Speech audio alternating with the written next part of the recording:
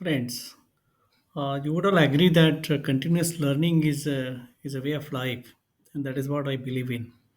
And as a part of continuous learning or daily learning, what I learned today is preparing a PowerPoint presentation using Chat GPT. So here's the step-by-step process that I tell you to create a PowerPoint presentation using Chat GPT. So first of all, if you have an account, if you have signed up on Chat GPT, that is fine. Otherwise, you will have to sign up and then log in the Chat GPT, and then uh, give a command that create a presentation on so and so topic, and also specify the number of slides that you want.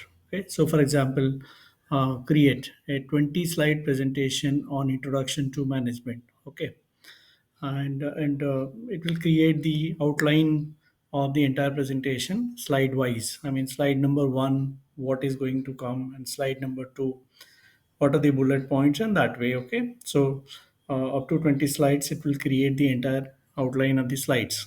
Okay, now you will copy this entire content and go to office.com, where you will have to click create document, create, click on the button of create, and then there will be several options. So document, presentation, workbook, video, etc., etc.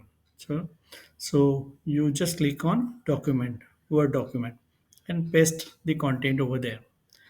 Now once you pasted, go to file, click the file menu, and go to export, and you will see the option in the export. When you click the button of export, you will see the option as PowerPoint presentation.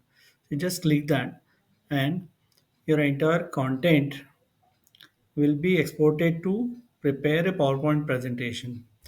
And as soon as you click it, it will work for a few moments and show you the themes of the slides which are available. And there are various options available, so you can select one and uh, push the button, hit the button of export. Okay, and it takes few seconds, and your presentation is ready.